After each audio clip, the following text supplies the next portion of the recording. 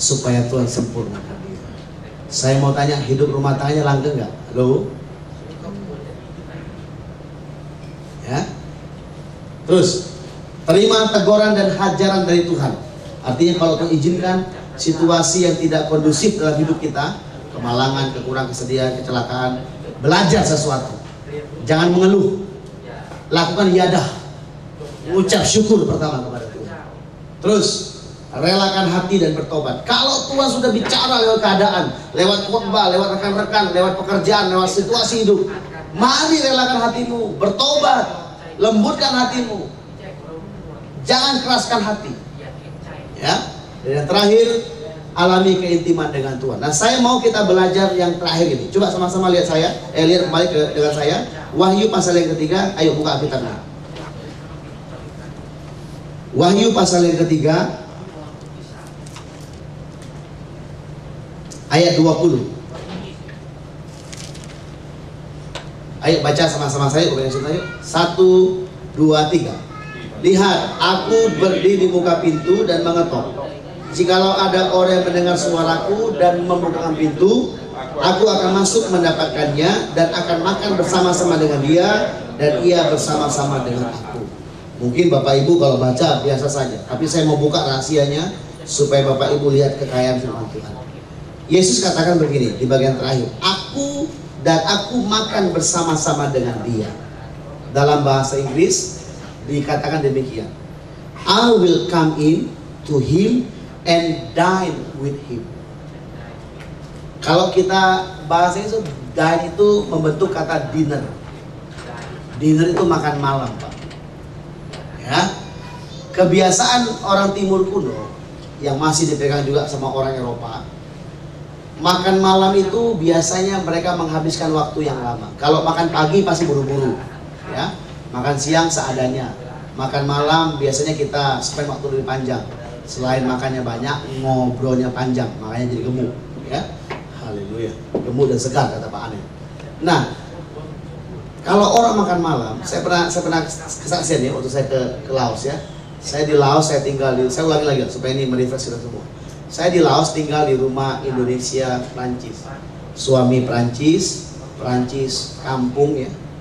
Jadi kalau dari Paris itu sekitar 4 jam Pak, jauh sekali Pak. Ya. Saya nggak tahu tuh masih naik ojek apa enggak ya, tapi pokoknya 4 jam jaraknya gitu ya. Kemudian istrinya Indonesia, Ibu Eka namanya. Dia pernah ibadah bersama kita. Nanti kalau dia ketemu tanya dia.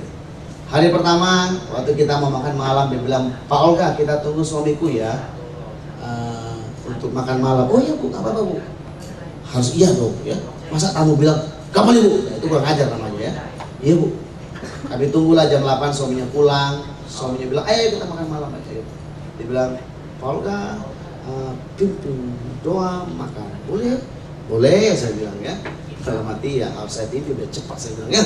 Sudah lapar dalam nama Yesus Tuhan kuduskan makanan ini. Beri kami kekuatan untuk menghabiskannya. Enggak lah ya. Tuhan berkati makan yang ada, berkati Pak Lu, berkati segala macam keluarganya. Dalam nama Yesus, amin. Datanglah pembantu dan oma bawa makan. Tomat dipanggang, toppingnya pakai bawang putih itu. Dalam hati saya, aduh Tuhan. Saya mau tanya sungkan, ya mah. Sebagai tamu kan hidangkan apa saja, habiskan saja ya. Saya suka kita makan. Setelah makan tomat, Pak ambil Pak, ya ambil. Asam dong Bu ya, saya nggak suka asam. Saya berani mencobai makan ya, kalau mana ya. Saya syukur Tuhan makan. Enak Pak, ya enak sih cuma asam. Saya nggak boleh bohong kan banyak nih yang kompromi. Enak Pak, padahal nggak enak. Padahal nggak enak, jangan pura-pura gitu ya. Saya asam Bu ya, iya.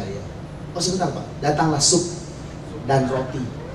Oh orang bule makannya roti dan sup.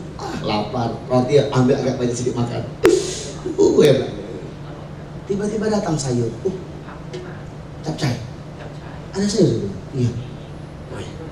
Habis itu taruh piring diangkat, makan capcay, ngobrol, cerita. Jam 8 kita makan, mulai setengah 9 makan sayur, cerita.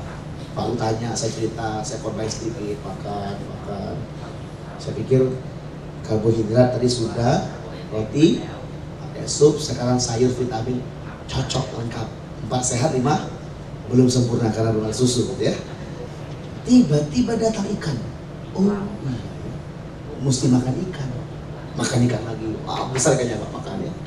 Cita-cita kita udah jam 10 tuh Pak. Makan ikan. Lagi makan ikan, datang nasi Pak. Haleluya saya bilang ya. Saya mau ketawa tapi nggak enak saya bilang, saya bilang gitu. Saya makan ikan, saya campur nasi. Anaknya semua lihat saya. Karena mereka makan ikan, habis makan ikan piring diangkat, makan nasi tok. Oh, dalam sebelah kan salah lu, nggak ngerti lu. Saya nggak tahu.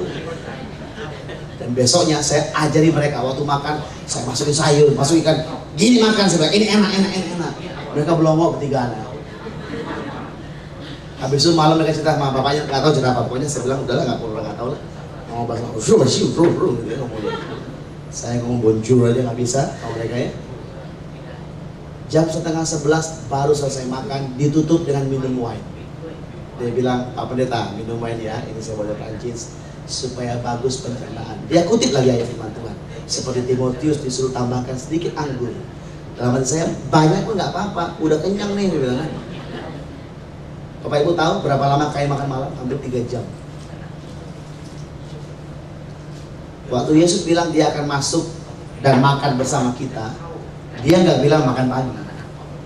Kadang-kadang Indonesia makan pagi sampai lari Pak ya, sampai ke mobil kan. Orang Jepang itu Pak Nobu kalau minum teh, orang Cina minum. Coba Indonesia minum teh, sampai lari Pak, teh botol Pak. Makan siang seadanya kan. Kalau kekenyangan bisa ngantuk Pak di kantor Pak. Ya. Seadanya. Makan malam baru kita spend waktu dengan keluarga ngobrol. Yesus bilang, He will have dinner with us. Dia mau fellowship. Dia mau ngomong. Dia mau dengar kita ngomong. Artinya, waktu Yesus bilang makan, dia mau punya keintiman dengan kita. Di antara 6 langkah tadi, mari jangan lupa untuk menjaga roh yang cemerlang. Perhatikan baik-baik. Daniel itu berapa kali dia doa sehari? Masih ingat nggak berapa kali tadi kita baca? Hah? Berapa kali? Berapa kali? Berapa? 3 apa 6? Apa 5? 3 kali sehari. 3 kali sehari ya. Buka Daniel 6 yuk. Biar baca, semua baca ayat Daniel 6. Ayat yang ke-6.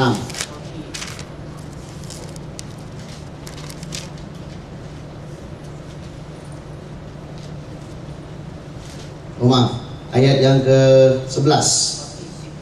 Demi didengar Daniel bahwa surat perintah itu telah dibuat, pergilah ia ke rumahnya. Dalam kamar atasnya ada tingkap-tingkap yang terbuka ke arah Yerusalem. 3 kali sehari ia berlutut berdoa serta memuji Allahnya seperti yang biasa dilakukannya. Gaya hidup Daniel itu gaya hidup yang suka dine dengan Tuhan, suka dinner dengan Tuhan.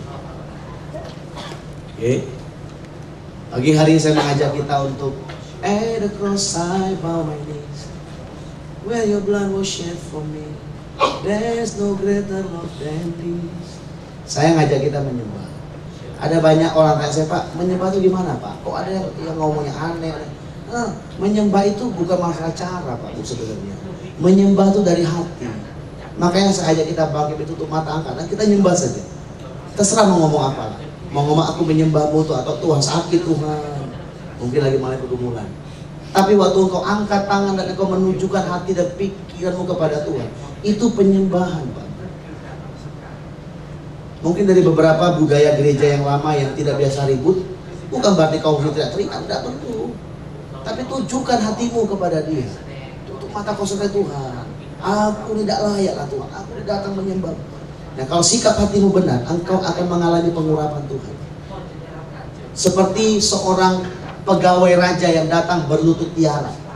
Raja akan angkat dia dan tanya, ada apa pegawai? Sebenarnya waktu kita sedang menyembah Dia, sesungguhnya Tuhan datang dengan tangan terulur menolong kita. Dan Dia tanya, bagaimana anak?